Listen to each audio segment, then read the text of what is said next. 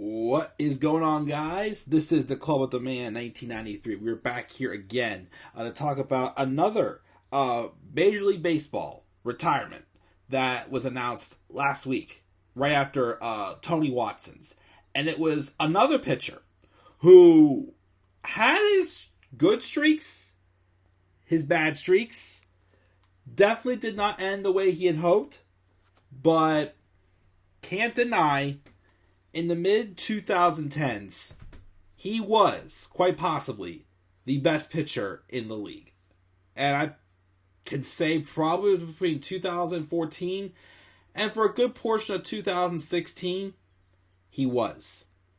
Jake Arrieta announced his retirement after a 12-year career this past week.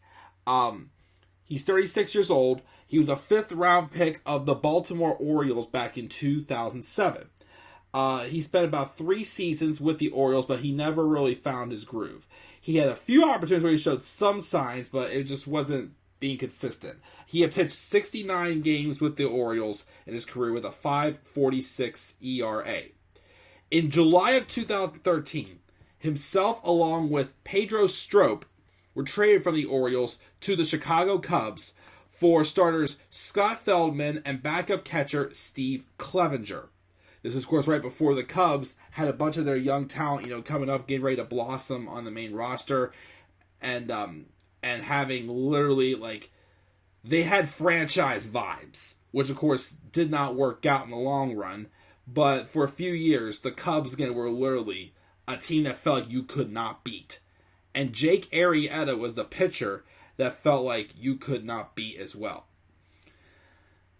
By 2014, Arrieta tossed 156 and 2/3 innings and posted an ERA of 2.53 with a 9th place finish in the National League Cy Young Award voting. And then in 2015, he went a whole other level.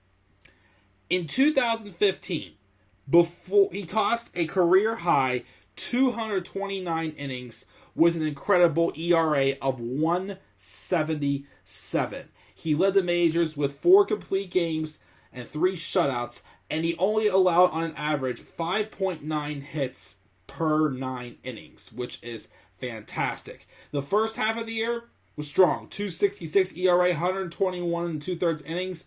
But yet the second half of that season, after the All-Star break, dear Lord, he threw 107 and a third an inning, and he allowed just 9 earned runs in the second half of 2015. 9 earned runs. That's a 0.75 ERA. Absolutely incredible. He was literally at the time contending with Clayton Kershaw. One of the only few people at the time that probably was. Opposing hitters had just 148 against him at that time, just shy of 400 plate appearances, which of course led to the Cubs getting 97 wins, and they would unfortunately defeat the Pirates in the wild card game, as Arrieta tossed an 11 strikeout shutout that night. And don't forget also, the man could hit also. He clubbed a few homers, especially during his time with the Cubs. Give him the Shohei Ohtani treatment. Imagine what he would have done with that. I would have loved to have seen that, but. But of course, he would win the Cy Young Award that year. And then in 2016, still great, not as dominant though. He had a 3.10 ERA and 197 1/3 innings, and still had a very low led the league with 6.3 hits per 9 innings. He, of course, also was picked up to the All-Star game.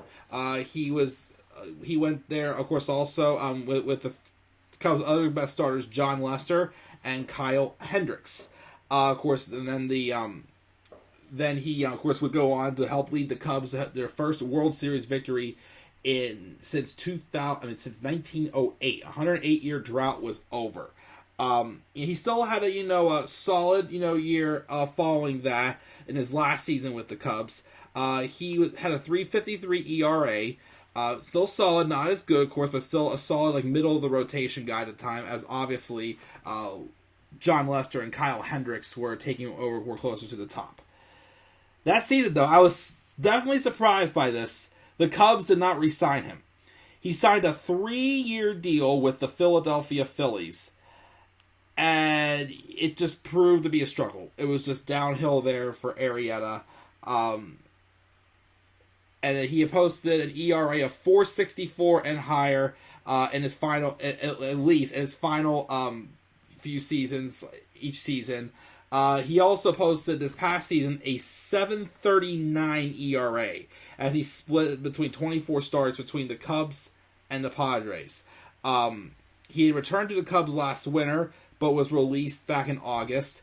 And then he got signed by the Padres. He had 4 starts there, but struggled there, and he got released as well. But like I said, between 2014 and 2016, really the only other better pitcher than him at the time, well, at least contending with him, was Clayton Kershaw. Jose Fernandez, of course, was just coming up. He had his big breakout year in 2016. Unfortunately, his death, just hauled all that. But during that span, he had an ERA of 2.42. And again, playing a pivotal role in getting the Cubs their first World Series victory in 108 years. He was a Cy Young Award winner. He won 115 games in his career and struck out 1,400 batters and 1,612 in the third innings. He also finished his career with a 3.98 ERA. Imagine, of course, if he would have a little bit better, would have still been on track. Imagine what Jake Arrieta could have done. Unfortunately, it didn't end the way he wanted to, but give the guy credit. I mean, as a Pirate fan, of course, during that time when we were contending and the Cubs were like right up our rear ends, and right when the Cubs just literally just became like a franchise caliber team, you respected how good he was doing, but man, you just wanted to beat him. You were so hungry to be the team that gives him like that one big blow that was going to, snap him out of his hot streak, but he wouldn't stop. Like, he literally was that good. Like, you couldn't beat him. You couldn't get hits off of him. You couldn't beat him. You couldn't. That's just how the Cubs were back from 2015 to 2016.